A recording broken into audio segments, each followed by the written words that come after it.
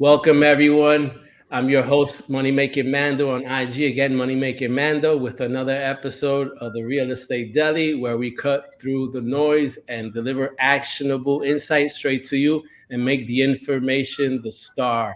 And today we have another star on the show. Her name is Ashley Perez. Ashley, welcome to the show. Thank you for coming. Thanks, Mondo. Thanks, man. Thanks for having me, man. Appreciate you. I've been trying to connect with you for a while on the back end. We had a mutual friend, Michelle. I reached out to her. I think we were on a Sunday Zoom with Pace, and I kind of messengered her, and I told her Ashley has been ghosting me, and I need you to connect us because I can't get in touch with her, and she's answering other people on the chat, and I'm not getting an answer. So I said I have to resolve this issue. So I said, you know what? Let me connect with Michelle. And Michelle, I said, Michelle, talk to Ashley and make that happen. And I think she texted me. She was like, answer, Mondo. I'm like, I'm doing it now. So again, I just had it. Like I said, I look for people who I want to connect to, and I chase them down, you know, saying in a good way that, again, just to build that connection with especially women. Like I said to you before you were on camera, I'm looking to highlight more women in this space, right? This is such a male dominated industry, and there's so many voices that are doing these, and I'm here to highlight them, right? So I'm just playing my position as being that guy, girl, gay girl guy, let's say, right?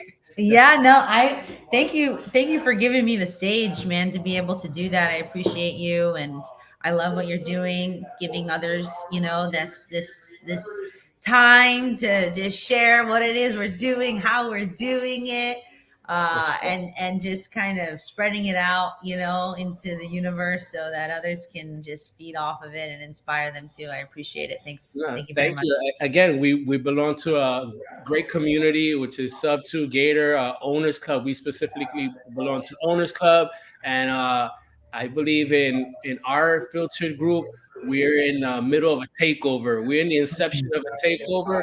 So I'm just playing my position to be able to facilitate that. That's the kind of the long-term goal, and we'll get there. Did you play sports? Because when you say position, I'm like, yo, he has to play sports. I grew up. I played every sport. Okay. I played everything. Because I played sports. I love softball. Okay, awesome. Yeah, Yeah. I played baseball, football, basketball. Basketball kind of was the easiest sport. I live in New York City, so basketball is just the more convenient thing to do because in baseball you need gloves, you need a bat, and all that. So if there's like 8, 9 kids, they all want a glove. So it becomes a little harder. At that time, I don't think kids even play baseball any longer. But football was always kind of something you could do outside, right? And kind of basketball is the same thing. So I gravitated more to those. But I played organized sports. My father always took me to my meets. I ran some track as well when I was younger. So yeah, I've learned so much through sports, just community and playing your position. So I call myself a pass first person. I like to pass and highlight others and kind of team build like that. And some other people are that score first or shoot first, right?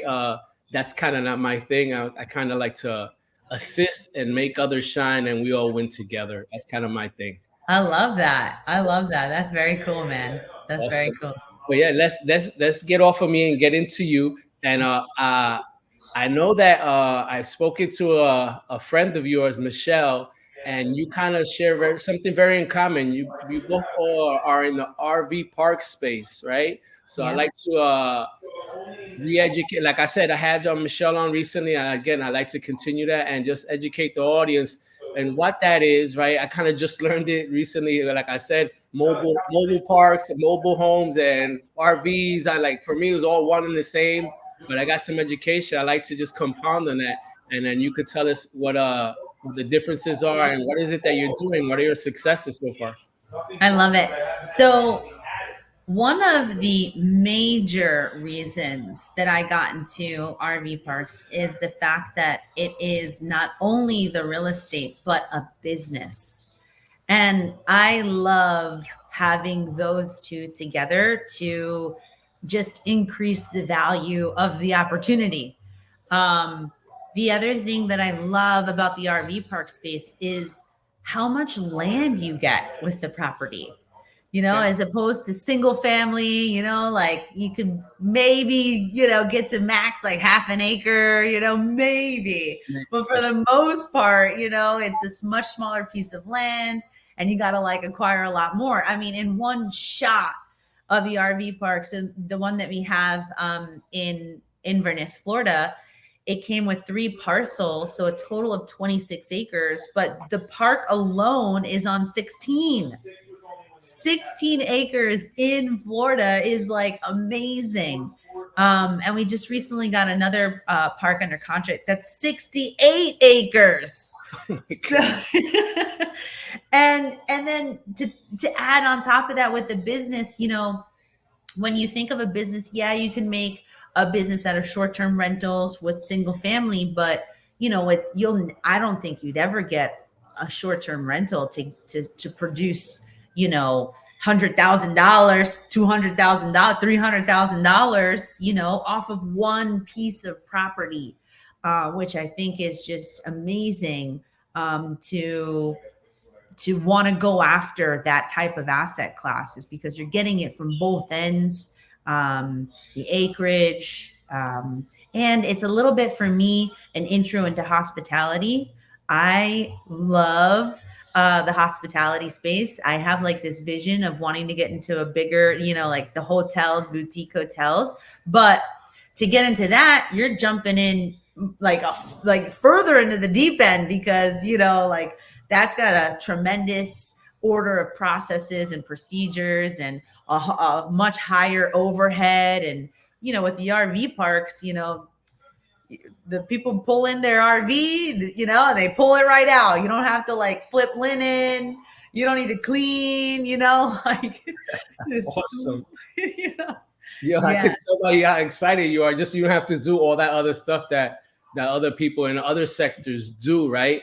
And so in this property, how many RV parks? Parks or spaces Sites. do you have Yeah. that people could come in? And in Florida, it's probably a little different because let's say we came from Montana, a community camp, and that Pace was saying that's more seasonal, right? Mhm. And so Mhm. that's something he learned. And I guess you're in Florida, you kind of have great weather all around. And what attractions, is there any attractions near you that people migrate to where you're at? Yeah. So our park has 30 pads, and I think that is a great start for a first time investor in RV parks. Okay. People are interested in RV parks, they don't know where to start and or what to look for. And I think some things to look for are at least 30 pads, because that income that gets generated from those 30 pads can certainly support having staff, 1, 2 members. When you start to get lower than that, you're not going to produce enough to validate why you should hire outside. At that point, you're an owner operator. You should just take it on. And now you're in the business as opposed to out of the business, right? Sure, sure. Um, I specifically chose Florida for that reason, that I did not want to have a fully seasonal business. And I came to that realization when I was looking at a park in California. And not that it, yeah, they're seasonal, but something to keep in mind when you're looking into other states. Yes, snow would stop a season, but specifically in Northern California, forest fires. And that didn't hit me until I was really looking at this park. The park fit all the buy box in all the areas. And then I'm like, wait a second, what happens when that like dry season comes around and there's only one road in, one road to this park, and then like fire comes and you shut down my road, my whole business stops. Yeah. So, that was just another realization that I had about being strategic about where I would acquire the first one. And I'm a Florida native. I live in Florida. I know Florida like the back of my hand.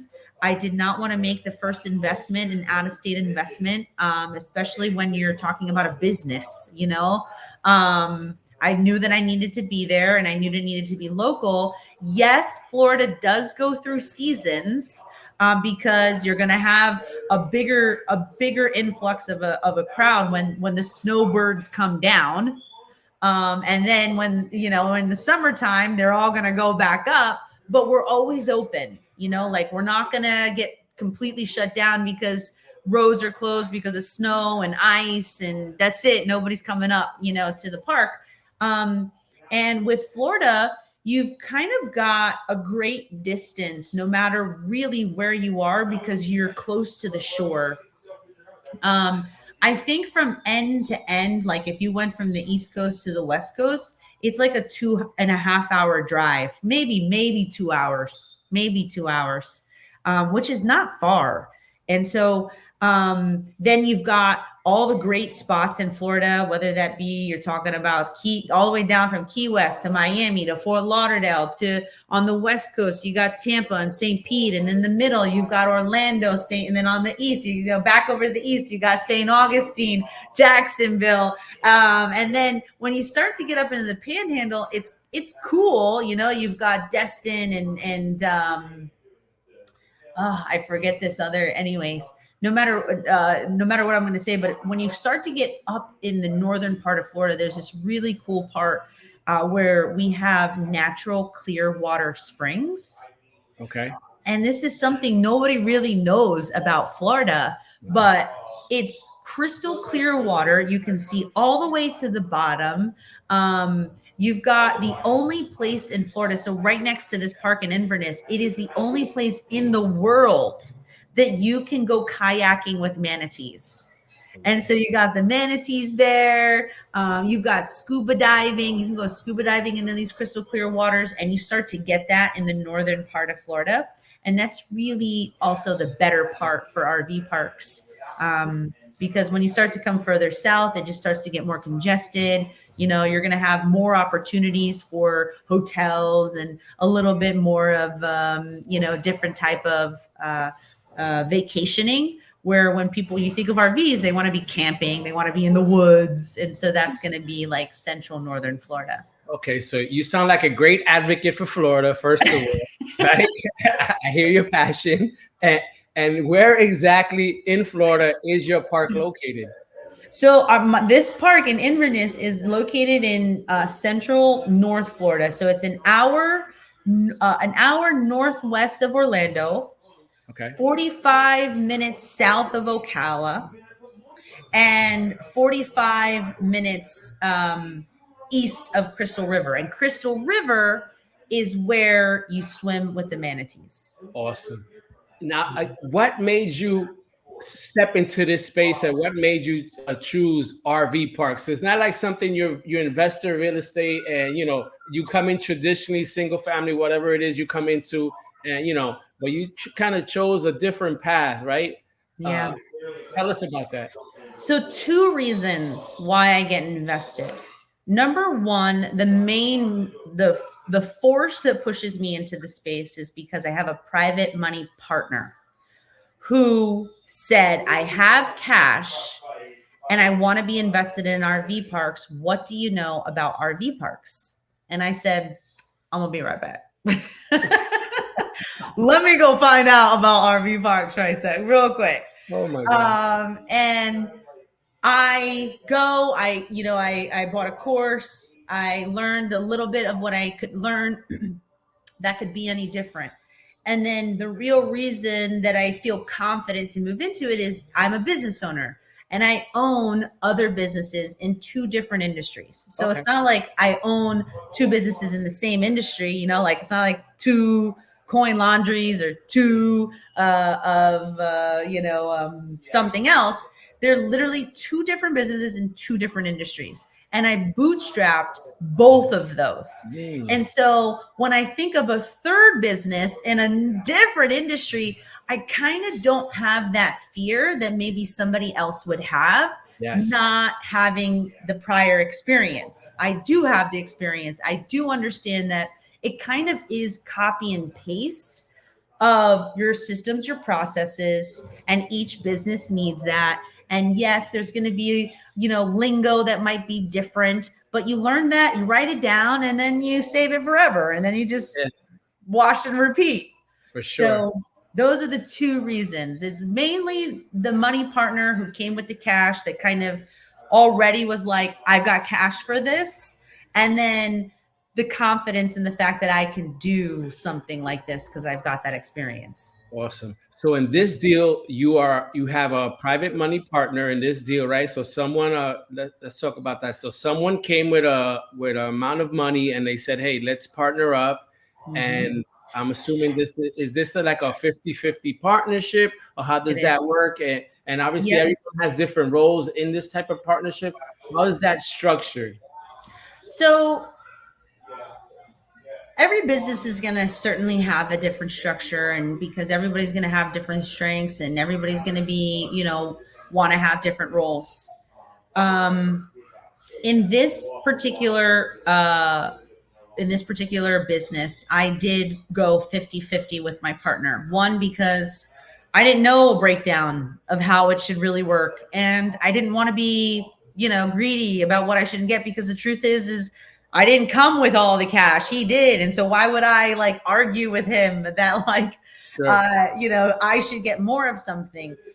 But I did fight for 50-50 because I knew that I was going to be doing all of the heavy lifting. He is a silent partner in the sense of he's not in the day to day. He hasn't been to the park, in a number of weeks. He kind of lets me do what I need to do over there. And it works like that. I think, though, every business does call for different structures depending on the amount of money getting brought in and the type of work that needs to be had. And that is just the way that I felt comfortable. I think that I answered that question the way that you had asked me. I think there was another question No, about. that was kind of, I was just asking how was the structure, but like you said, you Yeah, kind of fought for your 50% because you said I'm kind of doing this. yeah, So you said, you know what, let me fight for my 50 at least because I'm bringing something to the table, right? You're kind of the operator, the nuts and bolts, right? And yeah, something goes wrong, you're the one that has to answer, right? yeah, And yeah. are you guys going to continue to partner since you've developed? I guess this is your first step. Is there probably discussions to step into another We have. opportunities? Yeah, we have. I do know where he's limited though, and that I'm not going to stop investing or finding other partners to get invested with, because I have to make sure he kind of comes along in the journey, especially with as a silent partner. I think really what he's just looking for is his return on it, and just a good investment that's going to, continue to pay him out, and we can exit the deal in a few years, at a profit. And I think that's what he's looking for. And until that happens, I don't know if he wants to kind of put all of his eggs in the one space. I do know that he has other investments, but he's doing that in stocks and cryptos, and so Okay. that's why I've continued. We talk about Michelle. Like, yeah, she's doing bigger projects than me, and I would love to kind of learn from her in that, and that's my space, and that's where he felt confident with putting the cash with me, is because I'm in real estate, he's not. So yeah. That's awesome. Uh, let's dig into you said you had some businesses. Did you ever encounter like any struggles? Like where has the pain points been that you had to kind of overcome, right? That you just had doubts and limited beliefs, like, damn man, how do I do this? Or that struggle, right? That silent struggle that you kind of put on a brave face, but you gotta steer this ship, right? Yeah, I think one of the biggest struggles is, as a business owner, you're never off. You're never off. They don't care if it's your son's birthday, if it's you're sick. You I I've been in all of the scenarios that people would likely have time off where I am not off. Where I'm in the delivery room delivering a baby, and we're getting customer calls to my husband, and it they need service. they need help. You have to, you, especially if you want to have a successful business, you've got to answer those calls. And I think that was the biggest struggle for me, especially in the beginning of this journey. I've been a business owner for the last 10 years officially. Our business, we started 10 years ago. And we celebrated that 10-year anniversary this April. But building up to that, I had a W-2 mindset. My dad is a traditional guy. He wanted me to go to school and get a traditional career. And that took a lot of work to rewire my brain to having an entrepreneur mindset, to just putting in the work now for the future.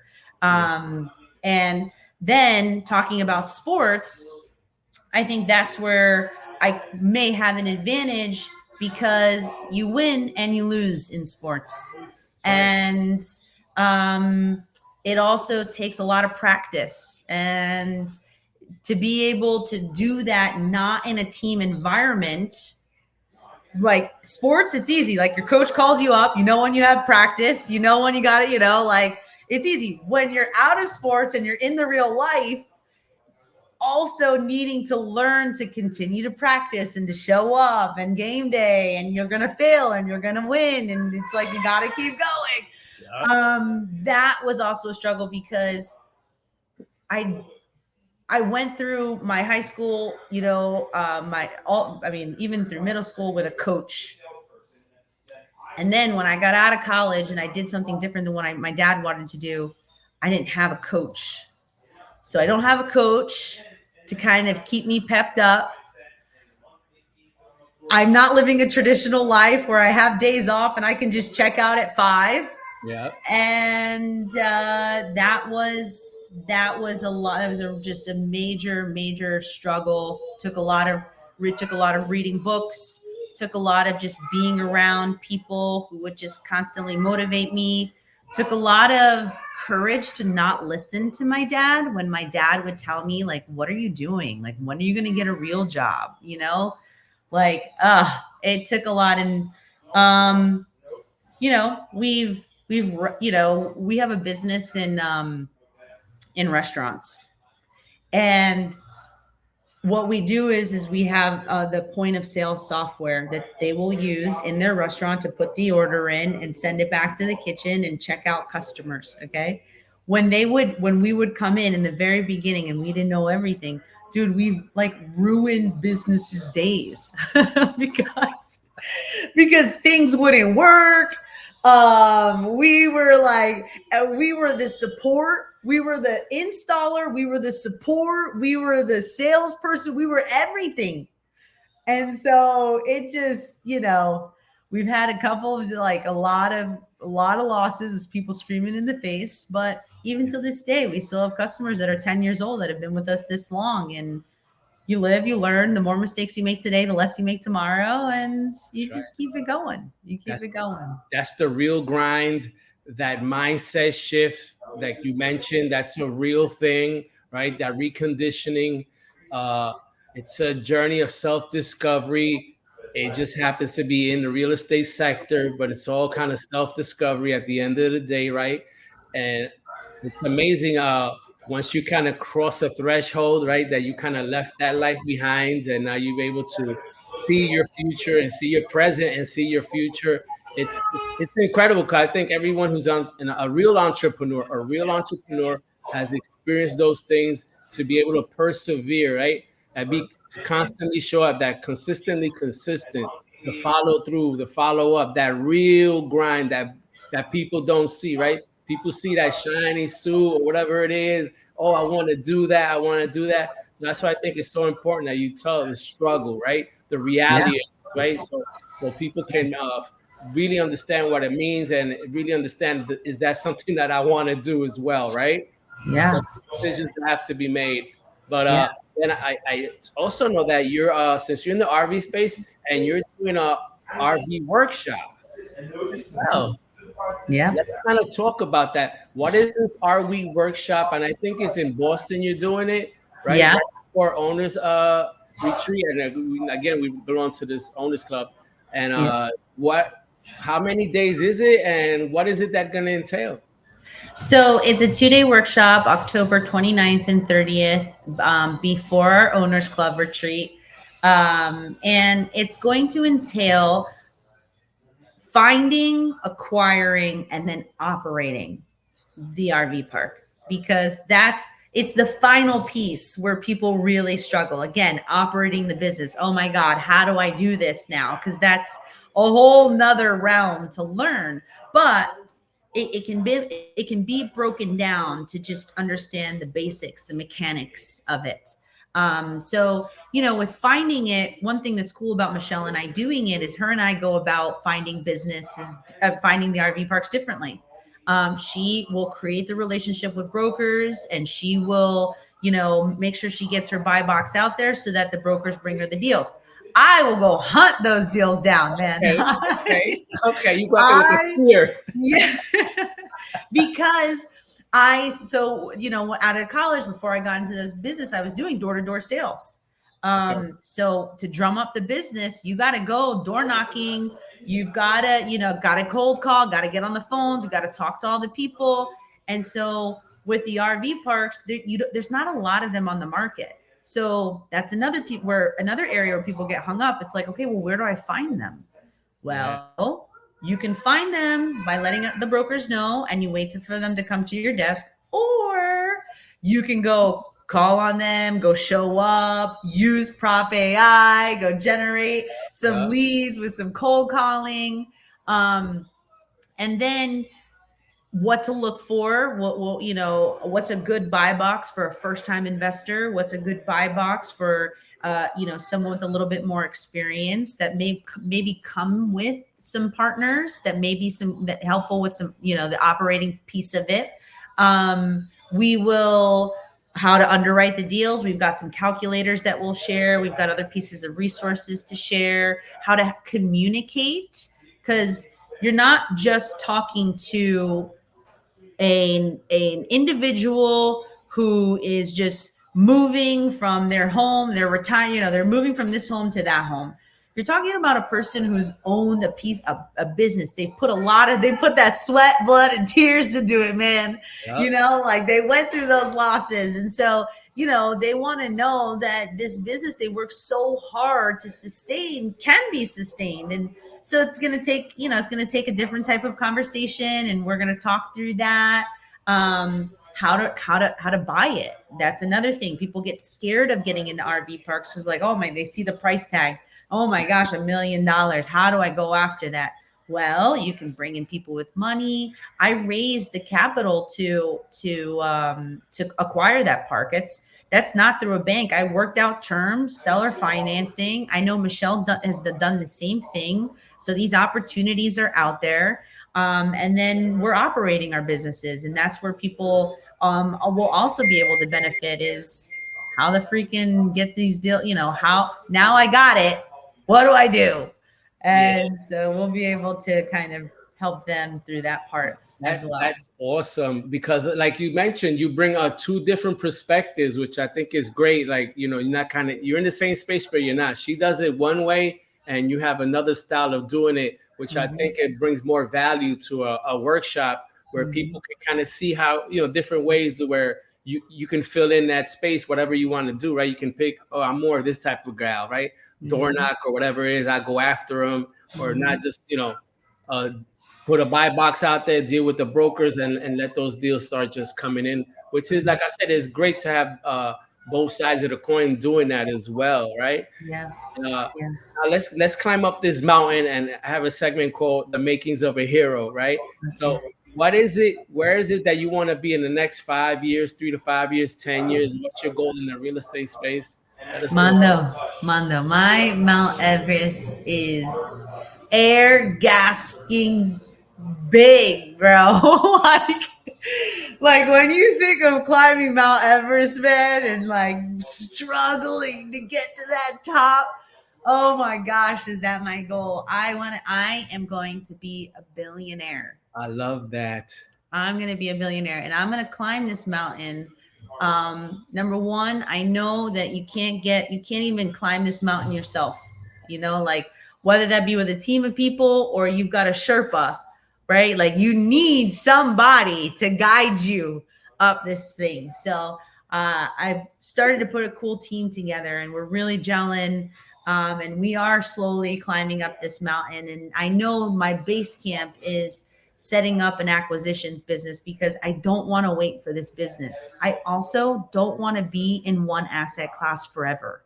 I know that that is not the makings of a billionaire, at least for if you look across multiple like different types of billionaires. It's not like you see like a handful of billionaires all in the RV space, man. Like these billionaires, they're business owners, they're in real estate, they're making all these different types of investments. And so I know that I've got to build a portfolio. And I need the deal flow to be coming to me. It's not enough to wait for it. I need that deal flow. So my base camp is setting up that acquisitions business, helping people along the way acquire and be able to cherry pick the best and then sell the rest is how I say it. And then once I've got that deal flow coming through and we've got our systems and processes in place and things are moving and people are in the right roles and we've got that going, then is where I can now take myself out of that and start looking into some of the bigger asset classes that I want to be into. I know part of me getting there and building that portfolio will be in the RV space because we are talking about big dollars with acquiring RV parks. I'm already at a $2 million portfolio just with the one park. I've got another park coming under. That's another $1.2 million purchase. Ooh. I'm looking at another park over, and actually this came from Michelle in Mississippi, and I like Mississippi because I got family in Mississippi. So, you're adding on 5 million, 10 million, like chip, 100 million. Just chipping away, bro. Chip. Oh, so that is my mountain, man. That's my mountain. You said two important things, right? You said I am and I know, right? So those are the first steps. You already have the mindset, right? You already kind of conquered yourself, right? You're on the way, like I said, because you sound so assured. Because I just listened, like I said, I wrote it down. I am and I know, right? So I believe, right? So I tell you, I believe that you will get there and you're on the way, right? So it was awesome to see that. And your energy is amazing, right? I love your energy. And again, it feels so great to see women doing this, right? And just taking over, right? And wanting to fill this gap in this space, man. Again, amazing. I want to touch on one other thing. You mentioned Prop AI, right? And Prop AI is a company that we're partnered at, right? It's an artificial intelligence company. I'm not very well versed in it. I know you are immersed in it somewhat. Can you explain to our audience what is Prop AI? So Prop AI is an AI cold caller, and you upload a leads list and you give her a couple of instructions and she will simultaneously dial that entire leads list almost in 20 minutes, and you'll get simultaneous answers. And from those, you'll get people that will have agreed to putting a live person on the phone to talk to you about selling their property, selling their business. We're using Prop AI, not just for residential, but also for the commercial space. I found that 68 acre property with Prop AI, that RV park. We're doing all the different types of businesses because, again, that's part of my Mount Everest is the acquisitions. And I know that this works because in our other businesses, we did have a we had a call center and we had people calling on the phones. And it was so expensive and it takes a lot of time to train these people and listen to them and work through that, through their objections. Freaking AI, she's superhuman. She's already got it programmed. Once she kind of goes through the steps one, two times, she like knows how to handle objections already. She will she'll and the greatest part about it, one of the toughest things about cold calling and door knocking is handling objections. Like that is where people stop. When one, two people tell you no, that's it. You're done for the day. Messes up your mind. I can't do this anymore. This is Jen. She's a freaking computer. She don't care, man. She goes for the business. She goes for the business. People can tell her F you. She doesn't care. Man, it's amazing. I feel grateful to be a limited partner in that. I feel even more grateful to be able to kind of push that into the masses and show the world that this doesn't just need to be applied into real estate. This is going to be applied to any type of business. And if you want to be generating leads, this is what you should be doing. You should be using Prop AI because it is killer. Awesome. Thank you for sharing that. Again, that is Prop AI, guys. Listen to that. We will be Yeah. taking over the real estate space with all these new technologies. So watch out. We're Yeah, coming, man. right? Coming, man. Michelle, I'm thinking about Michelle. Uh, Yeah.